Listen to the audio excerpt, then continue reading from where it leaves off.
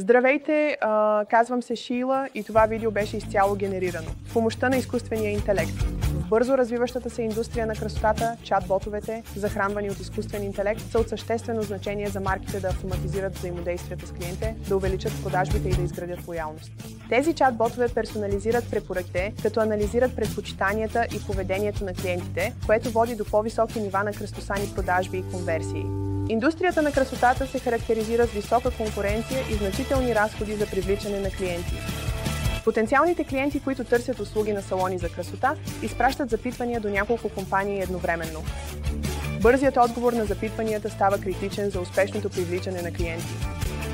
Той автоматизира програми за лоялност, събира обратна връзка и персонализира офертите въз основа на предпочитанията на клиенти.